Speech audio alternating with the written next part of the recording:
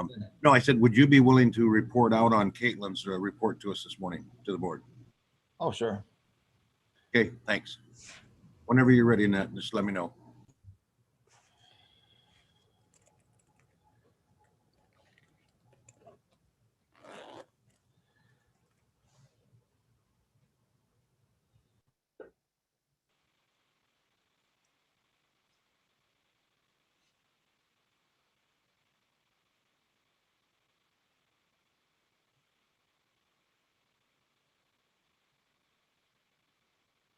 You didn't hear me. Okay, you're good to go. Sorry. Okay, thank you, Annette. Good morning, everyone. We'll call this Administration Committee meeting to order. And Jennifer, would you call the roll, please? Curran. I am present via Zoom, Winter Haven, Florida. Nice. Meeks. Present via Zoom, Ben Charter Township. Wish I was in Florida. Volrath. I'm here and zooming in from Coloma Township, home of the Comets. We're And three- Werfel.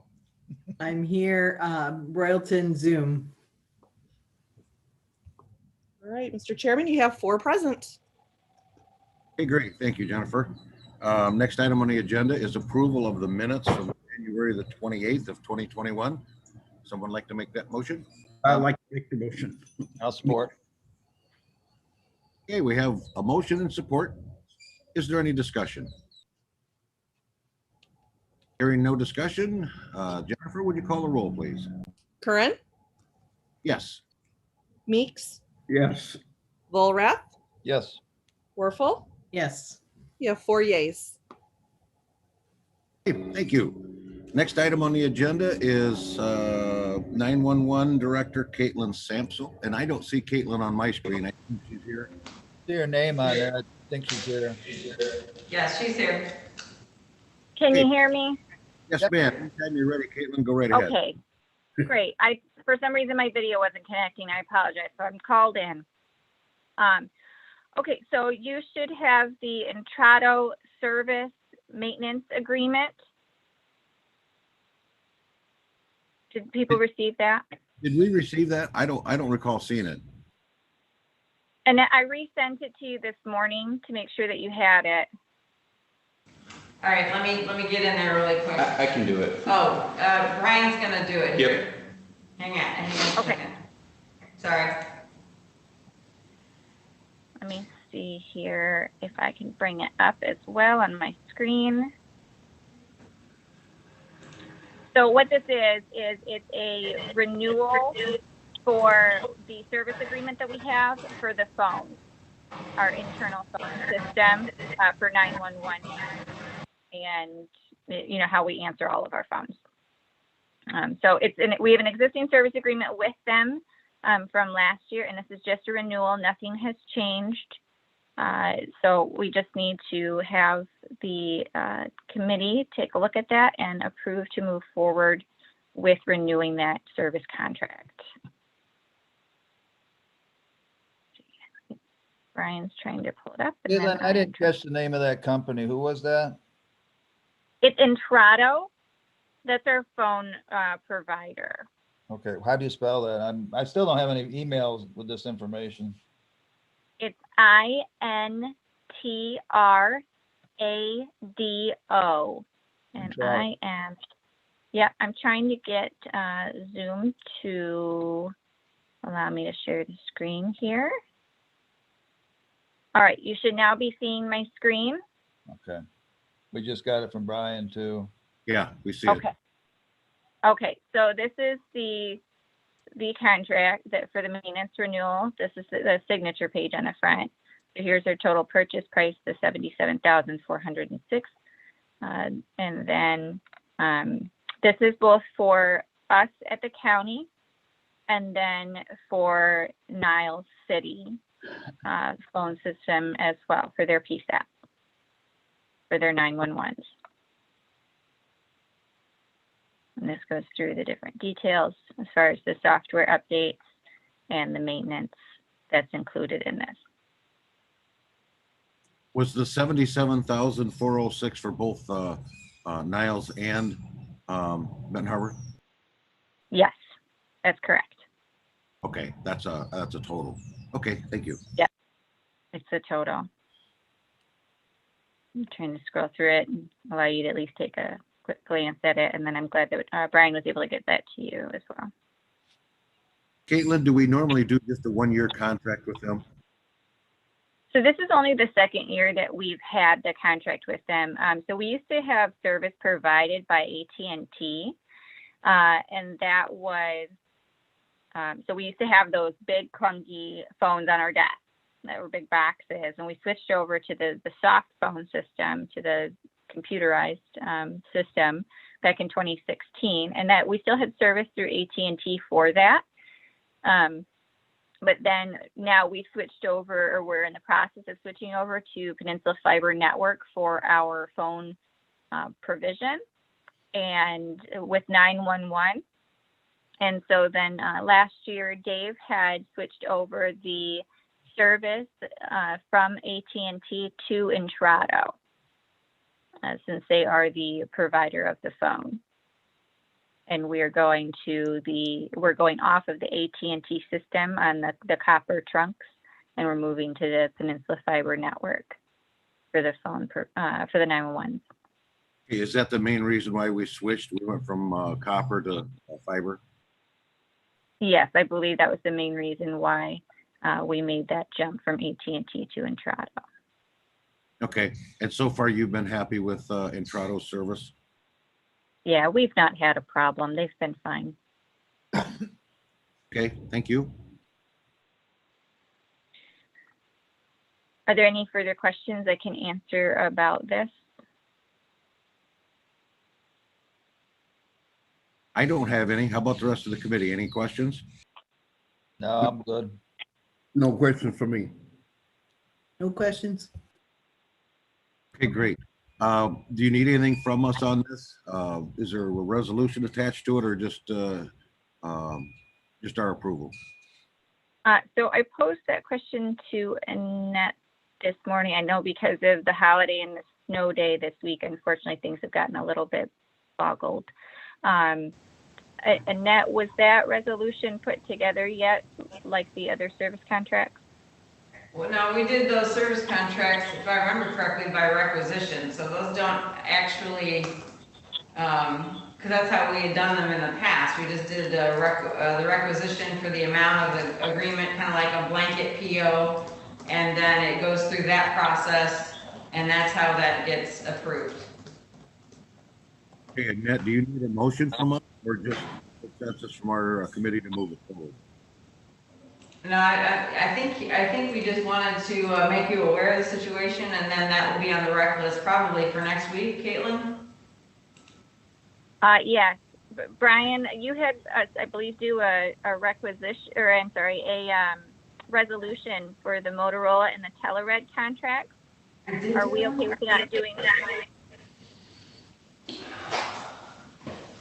I can't.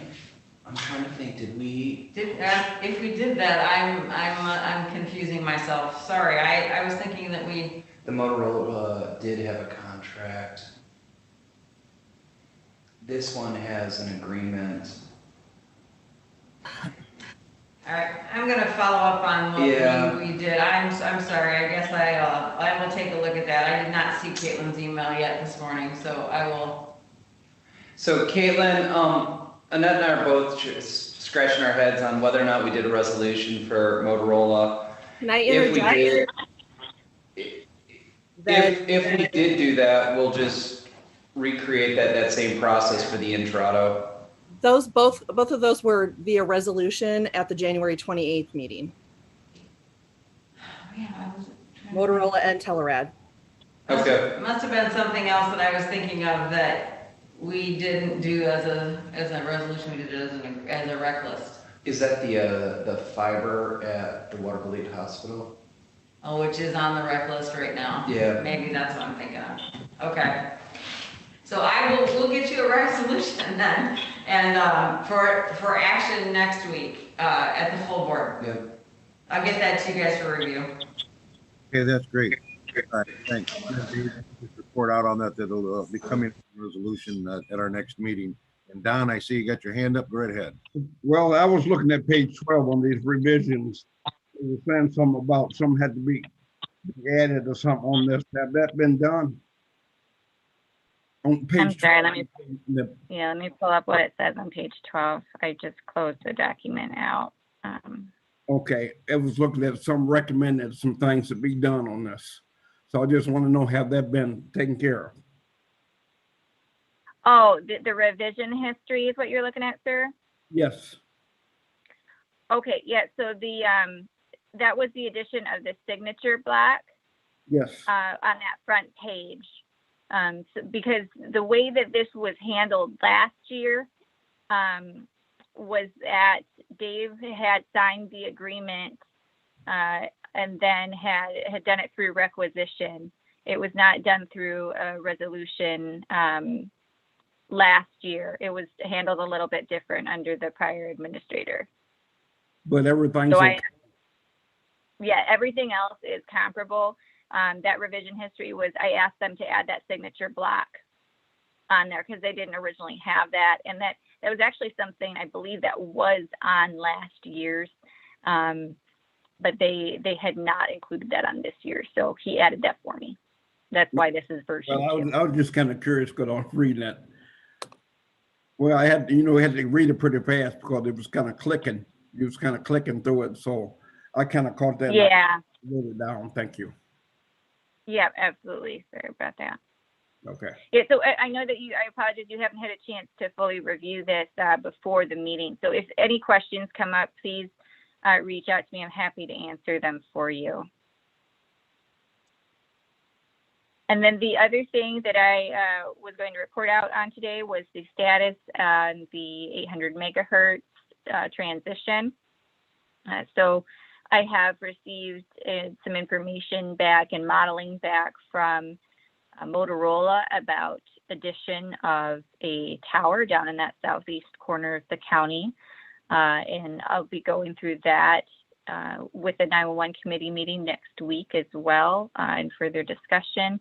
And in fact, our state service rep for MPSES is going to be joining us on that call in case there are any technical questions on that information.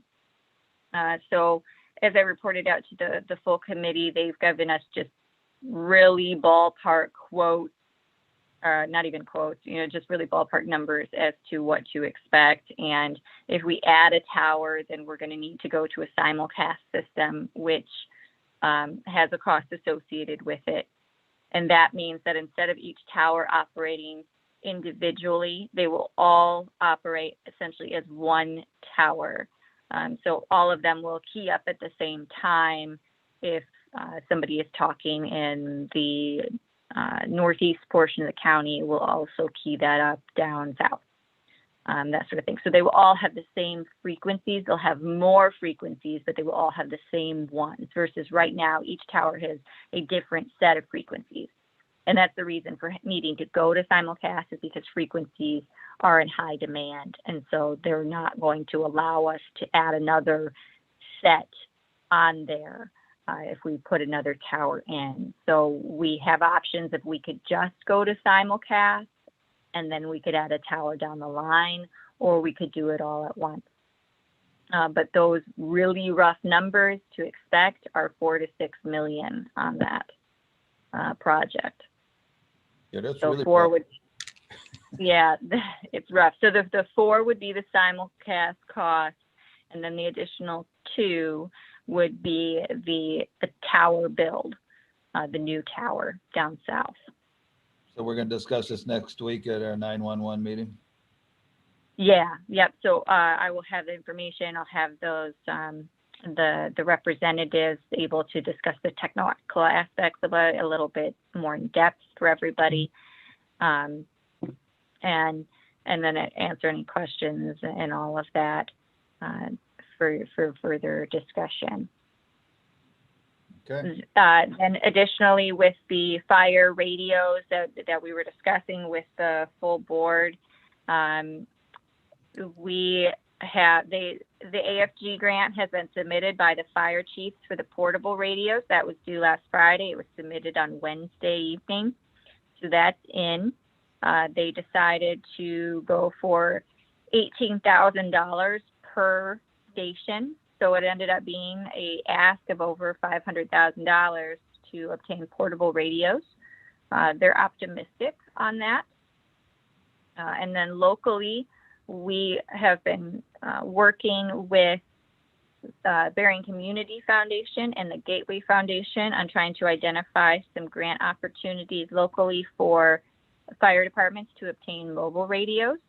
And what we received back from them through all of this is that they really are needing to see the need versus the want. And so instead of having a county-wide grant application, it's looking like there's going to need to be individual applications by the departments themselves. So I'm going to be working with the departments through the communications committee with the fire chiefs association to create kind of a template of language to use in that application to help provide them guidance. There is some concern amongst the communications committee that some of these, especially smaller departments, may not take the initiative or may have difficulty doing the applications themselves. So the committee has resolved to help those fire chiefs to help these other departments to try to get those applications submitted. So I'm just waiting to hear back right now for some further information as to details as to what's needed from both Gateway and the Bering Community Foundation. I understand Bering Community Foundation had a board meeting yesterday and it was going to be discussed there, and I've not had any communication since that yet. Are there Okay. any questions on any of that for me? Yeah, I just have one question for you. If the need is there to install that tower, where's the money going to come from? Yeah, that's a great question. That has not been determined as of yet. I am still trying to search out grant opportunities for that, but those sorts of grant funding is not really widely available, if at all, anymore. They've pretty much removed that, especially from the federal government. So there might be some other options, but I've not identified any ones that are feasible as of yet. So I've talked to some other 911 departments throughout the state, and the way that they've had to fund these sort of improvements to their local system is by going back to the voters and asking for increase on surcharge or millage. We just got our millage approved this last year, and that's good for 4 years. So it would have to either be, something in the interim, especially, or we'd have to plan for down the road and push the project out. So I don't know if there's a strong sentiment one way or the other. But I've tried to gather this data and so that we can make informed decisions about priority and how we are going to fund it. Okay, now Mr. Chairman. 6 million, is that because you had talked about the VHF tower down in Bertrand Crossing of being able to convert that or replace that with a 800 tower? Is that what you're talking about, or are you talking about constructing an entirely new tower somewhere? So I talked to them about that, to Motorola and the state representative from MTSDS about that. And they are telling me that it is just as expensive to convert a water tank to an 800 site now as it is to build a brand new tower.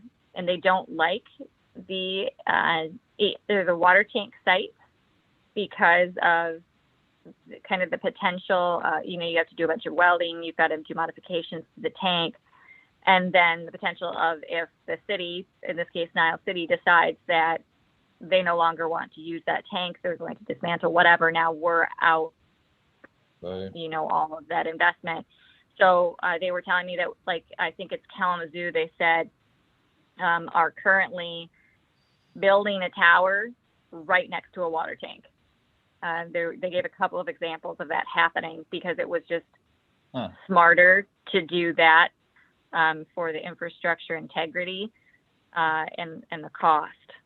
So unfortunately, that's not a cost savings option to be able to put it on the water tank. And I was hoping that was going to be the case. Okay, when you say they, are you referring to Motorola? Motorola doesn't like doing that? MPSCS, the Michigan 800 radio system. Okay, the state doesn't like doing that. Okay. Correct. Yep. The state doesn't, the engineers don't like that, that design. Okay, follow-up question to that. I know we're working with Indiana to be able to use their towers. Would that alleviate having to put a tower down there at all if we can come off of the Indiana towers? So it will improve the coverage, certainly, down there. And I heard a report by Brad Stoddard from the state that they're optimistic that that's going to go live around April. I think that's maybe overly optimistic. They're still working through some things. However, it sounds like that's going to go live soon, yet this year for sure. And that will improve coverage. But in talking to MPSCS, they're still recommending, if we're, with that coverage gap that's down there, although it will help improve, it's not going to solve all of the problems. And so they're still recommending that a site might get added in there if we're having, those coverage issues. So on those maps that I've shown in the past where it shows that gap down there in the purple coloring, that means that it doesn't mean that they don't have any service. It means that the modeling's not showing that 95% reliability. So we still have, we've got Buchanan City Police Department right smack dab in the middle of that, who operates on a daily basis and is able to communicate with us. So there is still communications in that location, but it's not as strong as the rest of the county. Okay, if it's a state system, why aren't they paying for the tower? Why do we have to pay for it? Yeah, that's the way the state system is built out. Essentially, what I've been told is that if they are happy with the coverage and the local agency wants stronger coverage, then it's up to the local agency to make that happen. Even those that are building out and joining the network right now, they're paying for the cost. So the state will maintain the system once it's built, but as far as the actual build, the way that it stands now, I understand that it's up to the local entities in order to construct those and fund them. Okay. I wish it was the other way around. Yeah, I hear you. No, that's fine. Thanks for that explanation, Caitlin. Yeah. Sure, I Mr. Chair. said happy news. Mr. Chair, the question that was asked is how you're going to pay for it, and I think Caitlin's done a good job of talking about doing the various grant research. The thing that I just wanted to circle back to is if the county were to consider going after this, there is a window right now where general obligation bonds make a ton of sense. You can borrow money for less than 2%. There's rates that are even hovering around 1%. Just for the group's knowledge, just let's say 5 years ago, the very best deal that was being proposed by the state of Michigan to assist with water infrastructure was a 25-year loan at 2.5%. And that was considered to be extremely good. In today's market, I've seen general obligation bonds being doled out to local units of government for just slightly over 1% money. So I would ask the admin committee, keep this in the front of your minds that if we want to chase this project, and if we want to look at the county being a very active partner in this project, there is a window right now where general obligation bonded debt would make a lot of sense. And if that's something that admin would like to have a conversation about, I can certainly make arrangements for John Axe from Clark Hill to come and talk with you all about what that debt could look like. Now, we would still have to figure out the funding formula to ensure that you're covering the debt service. But as we're having this conversation, I'm looking at general obligation bond rates, and I'm not sure how long this window will continue to be open where rates are just incredibly low. Thank you, sir. Okay, thanks, Brian. Yeah, And- Jim, if And I this, would think that yes, at some point in time we will, because all the conversations I've heard, including what Caitlin said this morning, is that something has to be done down in that area because of the lack of coverage. So if we're kind of leaning that way, it probably wouldn't be a bad idea to have John X give us a presentation on the funding piece of it in the event that that moves forward. That makes sense? Mr. Chair, if you're comfortable, what I'll do is I'll connect with John Axe today, and I'll look over the next 2 to 3 weeks what his schedule looks like, and we can work around his schedule and get admin scheduled just to focus on that question of if we were to issue debt, what would it look like, what would be the rate and term, and then I'll ask John to do some essentially brainstorming on what are the various ways to fund the debt. This is a conversation that at the staff level we've been playing with for the last few weeks. Continue to put all of the eggs in the grant basket just don't make sense. We need to be looking at alternative ways to get this tower project addressed. Okay. what, thanks, Brian. if we haven't looked at or discussed this in the 911 committee, are we jumping ahead a little bit, or? Well, so we've discussed it generally, but we haven't discussed the details of the new maps that we've received. So I think the consensus from the 911 advisory meeting has been that, this is a necessary, just like Commissioner Curran was talking about, all the departments are indicating that's a necessary need down there. But you're right, we have not solidified anything as to this point. So Well, and Dave, I guess I'm also thinking that if we have the financing piece, that you and I can address that when we go to the 911 committee. So at least they will understand, okay, if we decide to go forward, here's how we're going to have to finance it. So I still think it'd be a good conversation to have even before the 911 meeting. You agree? Sure. Yeah, that's good. I got a little off topic. I wanted to get in before we get done. I've noticed a lot of the fire chiefs have been retiring and things in the area, in the county. Are we replacing them in our 911? Is that affecting our numbers? Annette, can you address what you received as far as representation?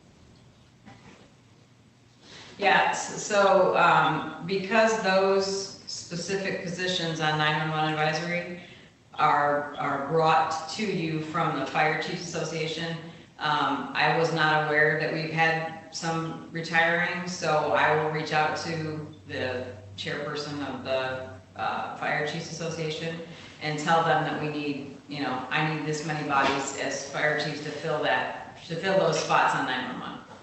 Okay. Yeah, I've seen some familiar faces that are retiring, so I just want to make sure that we got the full numbers as it is. Okay, I'll reach out to them. Thank you. Mr. Chair, Yes, sir. not to beat a dead horse, but just for reference, USDA right now has advertised low interest rates of 3.25, which again, 5 years ago was very attractive. Just pulling up municipal bonds for the state of Michigan. Just in a few minutes of research, I can find deals through counties on the east side of the state with an average yield of anywhere from 0.3 to 0.9, multiple deals at like 1.25%, 1.5%. So again, just I think having the admin committee to have an in-depth conversation with John Axe about alternative financing would make a lot of sense. Okay, that's good, Brian. And I guess I would also like a little historical information on, we installed the one down at Grand Beach. How much did that cost and how did we finance that? The one up at Water Valete, I think we installed that also originally.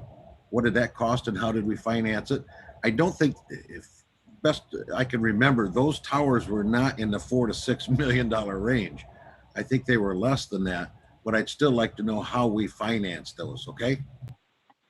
I can briefly provide a little bit of context on that. I don't have the numbers for Grand Beach, but since Water Valete is still in the works, so that one is $637,000 and some change. That's because the structure's already there, the power's already there, et cetera. And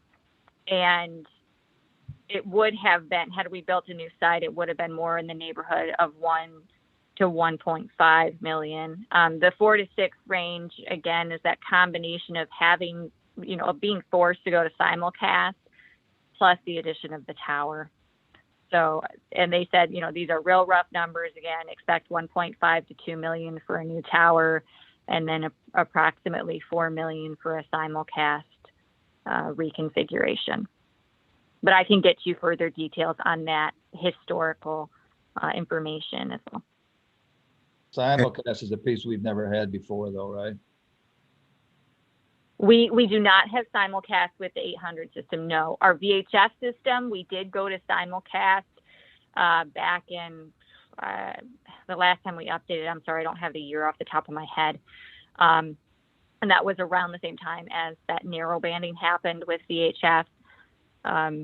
And then, we started having coverage issues with VHF because of the narrow banding. So they operate a little bit differently, where all the towers light up at the same time versus each individual tower operating separately. Right. Okay. All right, Caitlin, isn't there a tower at the law enforcement complex in Niles? There is, that's the dispatch tower. So the dispatch towers at both Empire and at the LEC do not contribute radio frequency to the system. They tie into the backbone and we reach the system. That's how we get out to the rest of the system, but they don't actually contribute to coverage in themselves. Is how it's been best explained to me. Is there enough infrastructure on those towers that would accommodate the 800? You mean to turn them into frequency contributors? Yes. That's a question I don't know the answer to. I can get some clarification on that. And Okay. I'm not sure if the location would fully help our problem down there or not, because it's fairly close to the Sumnerville Tower, and a little bit further away from where our gap is down there. So I'll ask that question. Okay. And yeah, the only thing I'm thinking in my mind as we're discussing this is if there are any existing towers that we could piggyback off from. And if maybe not in Niles, maybe in Buchanan. So that's why I asked the question. And if you could research that, at least find out if there is a tower down there that could be retrofitted or added to the 800, that might save us some money. Absolutely. So there is a SMACUS tower at their station that they've got a repeater on. And we've, Dave previously, and then me as well, have offered to Motorola, who builds the system, some of these sites that we know exist down there.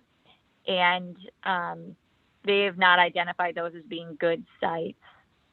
So I understand that there's a new AEP tower going in someplace in that vicinity. I don't know the exact location, so I can follow that. I was intending to follow that trail down a bit as well to see if that might be something that's agreeable or even beneficial. Okay, thank you for that, Caitlin. Appreciate it. Are there any other questions from the committee members for Caitlin on that topic? Okay, any questions on the Intrado contract? Okay, any questions in general? All right, Caitlin, do you have anything else for us? I was asked to hang on because Annette has something further related to 911, but I do not have anything further for you directly. Okay, great. Thank you for that report this morning, Caitlin. Appreciate it. Thank you, sir. All right, Annette, you just want me to keep going on the agenda? You're gonna fill in where you need me? If that's okay, I'll go ahead and talk about the board appointments if I can while Caitlin's on here. This is all regarding 911 advisory, so it actually works out really well that both you and Dave are here. One of the citizens, I had not received his renewal yet, and so I had reached out to him, and he is still interested in being on that, and that would be Tim Shigoda. He's a citizen on there. He's been on there for a very long time. His attendance last year was 5 out of 6.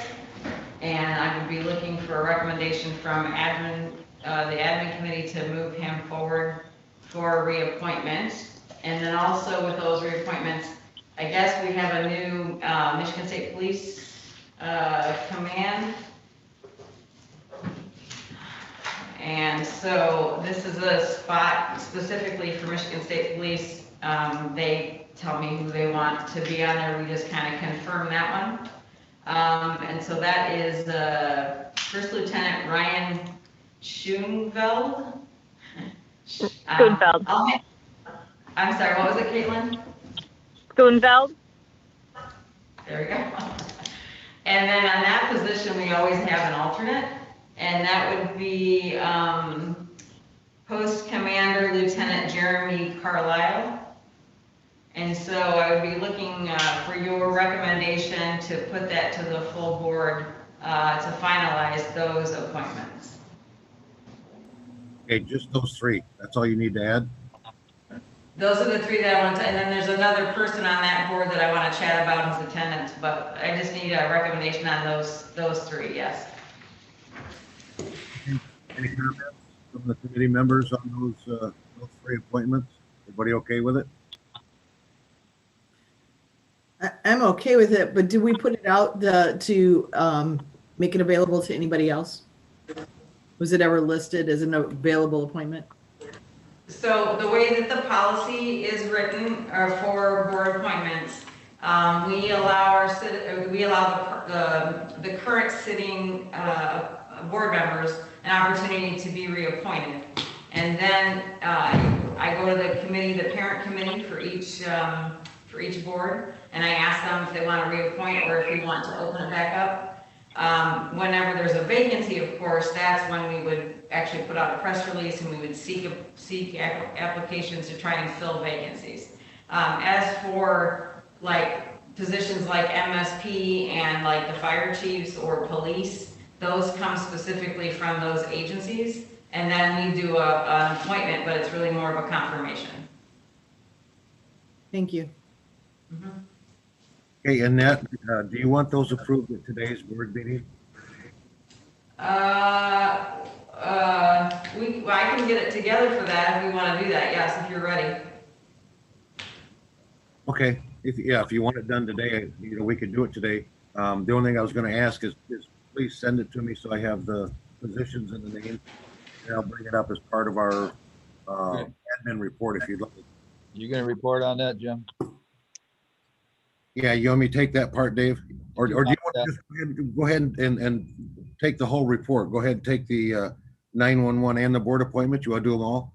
Well, that's fine. Just net send those to me then too. so Yeah. I know. Make sure Dave has them, and then Dave, you can report on that as well. That'd Thanks. be fine. Yeah, I can do that. Great, thank you very much. I will send those to both of you. The other situation we have is a citizen who sits on 911 advisory. He's been there for a very long time. Previously had served as an MTA representative. That was a bylaws requirement that we have a township person on there. We then moved him, when he was no longer in township leadership, we moved him into a citizen spot. But he's been on there for a very, very long time, just in two different places. So they had 6 meetings last year, and he was able to make, 5 meetings last year. He was able to make one of them. he is an individual who goes out of town for the winter. And so in the past, we've just sort of allowed that and let him to continue. But I reached out to Caitlin, that she didn't come to me, I went to her to see if he's still interested in serving, just because he hasn't been there, and that is you know, part of our affirmation of understanding is that board members have to attend 75% of the meetings. So his communication with Caitlin was that he still wanted to participate. Oh, it looks like we lost Caitlin. Hang on just a second. So his communication with her was, yes, he still wants to do it, but he can't do them online, and so he was gonna get back active again when he was back in town. So I guess I'd like to know how you want to address that. This is the way the policy is stated as well, that I go back to the parent committee, and I ask you for direction on what you would like to do. Okay, this position is a township representative. It is not anymore. He's now serving in the capacity as a citizen. And he does want to be reappointed. He does, yep. Okay. Do you explain the attendance or why Yeah. he hasn't been able to make meetings last year and thinks he can going forward? The comment that he had was that he was out of town and wasn't able to do it online. And like I said, this has been a reoccurring thing. It just happened to, we just sort of kind of allowed him to be reappointed for a couple of years, so. How long Or is- terms. I'm sorry, Commissioner, go ahead. How long is the term? It's 3 years.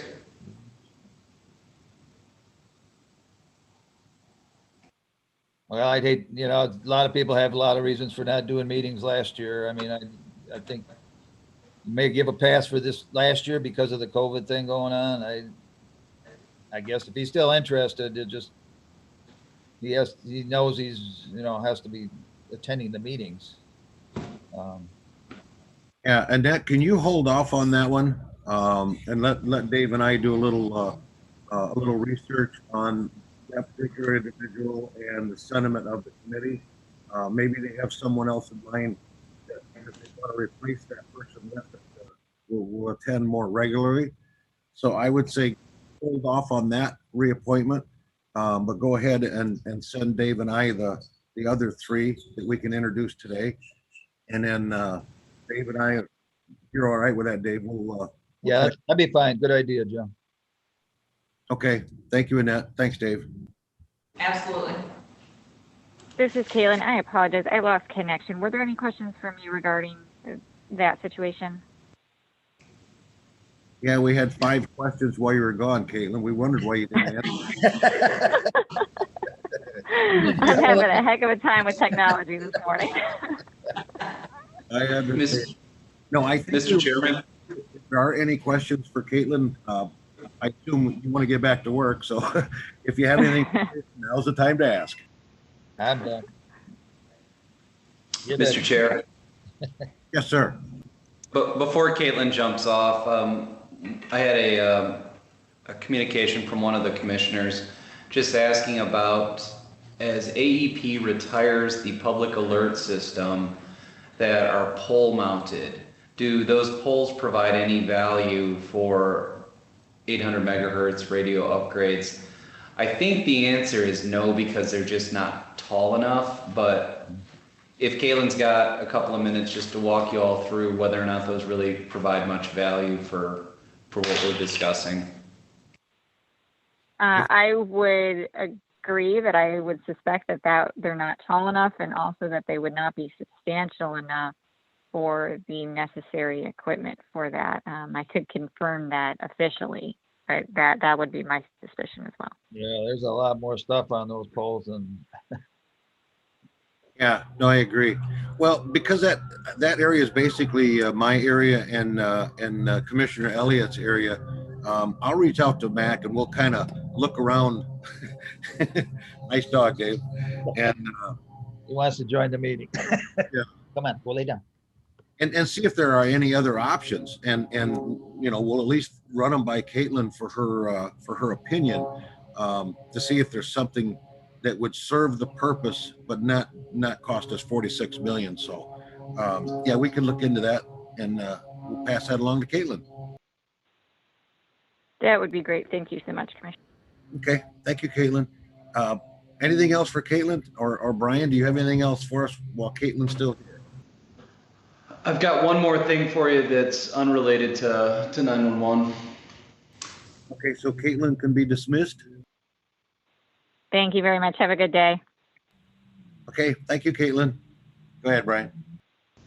This is just more of a fun one, just to make the admin committee aware. I know there's been a little bit of discussion at the admin level related to the state of Michigan and some of the rolling COVID-related enforcement efforts. I've communicated with our chair and made arrangements for Arthur from the chamber to come and have a talk next week with the full Board of Commissioners. The chamber's working on just encouraging Berrien County residents to take advantage of local restaurants during that first week of March. I just wanted to alert the admin committee that I've been in talks with Arthur, and I've just asked him to come and talk with the full board next Thursday just about what the chamber's working on. And I didn't want to surprise any of you that we'll be having a guest at next week's meeting. Okay, thanks, Brian. Any questions? No problem. Any members for Brian on that? Oh, Arthur's a good young man. Okay, does that pretty much cover your administrator update, Brian, or did you have further? That covers it, and honestly, I'm closely watching the clock because we are going to be bumping into a 9 a.m. finance meeting, so I'll be quiet now. Okay, very good. Then we'll move to the next item on the agenda. Resolution, the hazmat grant application. Annette? Yeah, I sent that over to you guys. It's basically just approving the emergency management sheriff's office to apply for this grant. And of course, if they get it, then we'll come back with another resolution announcing that we've received it, and having you approve accepting the money. Okay, very good. Any committee members object to that resolution moving forward? Okay, not hearing any. Move it forward, Annette. We're good. Jennifer, would you please inform the committee on I think there were 4 approvals for the Sheriff's Department. I don't have them in front of me. They're, I think, about 1,800 miles that way. So if you could do that for me, I would appreciate it. Yes, sir. Do you want me to just read off the dollar amount and how the grant is going to be used? Yeah, and the source of the funds. These are all for the Sheriff's Department. So yeah, I believe there are different sources of the funds. So where the funds came from, how much, and what the Sheriff's Department is going to use it for, I think would be great. And I am looking on here and I don't see where it shows where it comes from. Just where it's going. Okay, then where it's going and how much. The first one that I have is $150, and this is crime prevention advertisement in Michigan Lutheran Winter Sports Program. So this would go to Michigan Lutheran High School. The next one is $200 liability coverage for polar plunge at New Buffalo Township Marina. So this would be payable to New Buffalo Township.